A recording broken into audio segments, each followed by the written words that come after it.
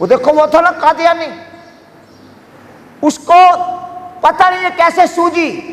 کتے کی طرح بھونکا کہ معاذ اللہ میں بھی نبی ہوں، جھوٹا تھا، اس پر اللہ کی پھٹکار ہو قادیانیوں پر اللہ کی، اور اللہ کی پھٹکار ہو قادیانیوں کی حمایت کرنے والوں پر،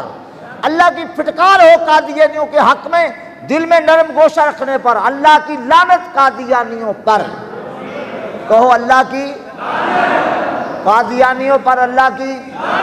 اور قادیانیوں کی حمایت کرنے والوں پر اللہ کی، قادیانیوں کو کافر نہ کہنے والوں پر بھی اللہ کی لعنت۔ من شک فی کفرہم وعذابہم فقد کفر، جو قادیانیوں کے کفر میں ان کے عذاب میں شک کرے وہ بھی کافر ہے، وہ بھی ہاں ریکارڈ ہو رہا ہے۔ میں کوئی اماں کی گود میں نہیں بیٹھا ہوا،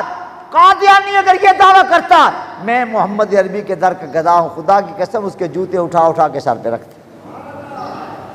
اس بدبخت نے رسول پاک کے مقابل کھڑا ہونے کا سوچ لیا، اور جا کام کر جا کے۔ الحمدللہ یہ امت،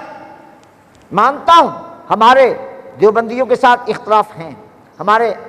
وہابیوں کے ساتھ بھی اختلاف ہیں، شیعوں کے ساتھ بھی اختلاف ہیں، ان کو بھی ہمارے ساتھ اختلاف ہیں، لیکن اللہ کا کتنا بڑا انعام و اکرام ہے۔ آج علماء اہل سنت، علماء دیوبند، علماء اہل حدیث، علماء اہل تشیع اور تمام طبقات اہل اسلام الحمدللہ اس مسئلہ پر متفق ہیں کہ قادیانی پکے کافر ہیں،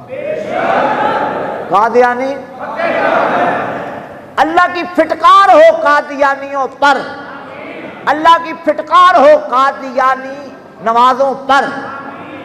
اللہ تم سب اچھا یہ مسجد لاک ڈاؤن کر دو اور مساجد میں نمازی کم کر دو، اس سے شاید کوئی فرق پڑ جائے۔ مت بھولو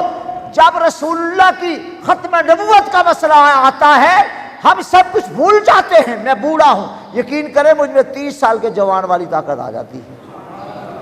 اب 60 برس سے اوپر جا رہا ہوں، لیکن رسول پاک کی ختم نبوت صلی اللہ علیہ وسلم پر پیرا، اس کے لیے میں کہتا ہوں کوئی بھی نہ نکلے مجھے تنہا کھڑا کر دو، میں پیرا دوں گا، مرنا تو ہے۔ مت بھولے کوئی بھی، کوئی اپنے مال پر گھمنڈ کرتے ہوئے یا اپنی طاقت پر یا حکومت کے زور پر گھمنڈ کرتے ہوئے کہیں ایسا کام کرنے کی کوشش بھی نہ کرے۔ یہ امت ہر جگہ خاموش رہ سکتی ہے،